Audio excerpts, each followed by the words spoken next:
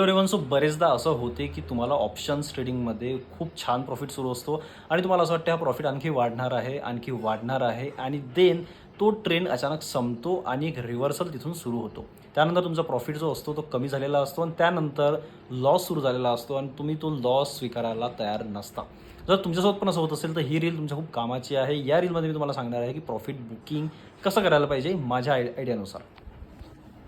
So बघा, आता मी इथे 5 मिनिटचा टाइम फ्रेमचा चार्ट लावलेला आहे. या कॅन्डलवर मी ट्रेड घेतला होता. ठीक आहे, या कॅन्डलवर ट्रेड घेतल्यानंतर सपोज करा मी जर 50 लॉट घेतलेले आहेत तर ऑप्शनमध्ये जेव्हा केव्हा मला 20 पॉईंट कव्हर करतो मी, त्यानंतर माझी पोझिशन सायझिंग जी आहे ती मी हाफ कट करून ठेवतो. म्हणजे मी 25 लॉट जे आहे ते 20 पॉईंट नंतर सेल करतो.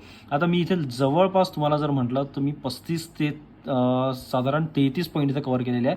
जेव्हा मला 20 पॉईंट कव्हर केले तेव्हा मी पोझिशन सायझिंग हाफ कट केली. जेव्हा मी 30 पॉईंट कव्हर केले तर 75% पोझिशन सायझिंग मी कट केली आणि आता जवळपास माझे 2 ते 3 लॉट शिल्लक राहिलेले आहे.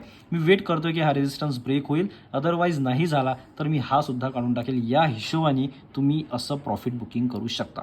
That's it.